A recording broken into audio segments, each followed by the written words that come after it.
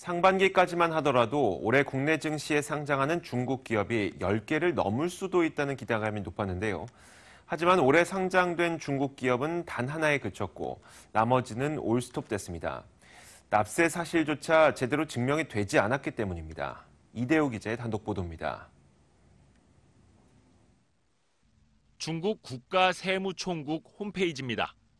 올해 1월 1일부터 증치세 조회 시스템을 전국적으로 확대한다는 사실을 작년 말에 공지한 내용입니다. 중국의 세무총국은 우리나라 국세청과 같은 기관이며 증치세는 부가가치세 개념입니다. 이 시스템은 영수증 정보만 입력하면 이것이 실제 이루어진 거래인지 확인할 수 있게 한 시스템입니다. 즉, 탈세를 막고 기업 회계 투명성을 높이기 위한 방안 중 하나입니다. 그런데 국내 증시의 상장을 추진 중인 대부분 중국 기업들의 증치세가 조회되지 않는 것으로 드러났습니다. 즉, 탈세나 가공 매출을 우려할 수 있는 상황이라는 겁니다.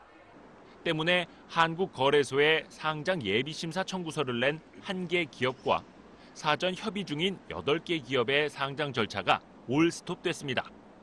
한국거래소 관계자는 얼마 전에 상장한 컬러레일을 빼고는 증치세가 제대로 조회되는 중국 기업이 하나도 없다며 연내는 물론이고 당분간 중국 기업 추가 상장은 어려울 것이라고 말했습니다.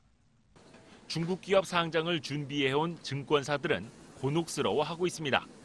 IB업계 관계자들은 워낙 데이터가 방대하고 각 지방정부 시스템 문제일 수도 있다며 제한된 정보만 가지고 문제 있는 회사로 예단하지 말아야 한다고 말합니다. 반면 거래소 입장은 확고합니다.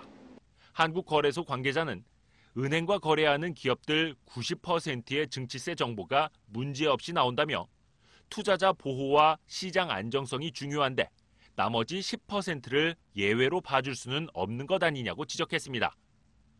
유호림 강남대 세무학과 교수는 역외 상장을 하려는 중국 기업들이 투명하지 못한 경우가 있는데 이를 정확히 확인할 수 있는 전문가는 많지 않다며 역외 상장을 위해 만드는 특수 목적 법인과 본토 기업의 법인세 등을 다방면으로 살펴봐야 할 것이라고 지적했습니다.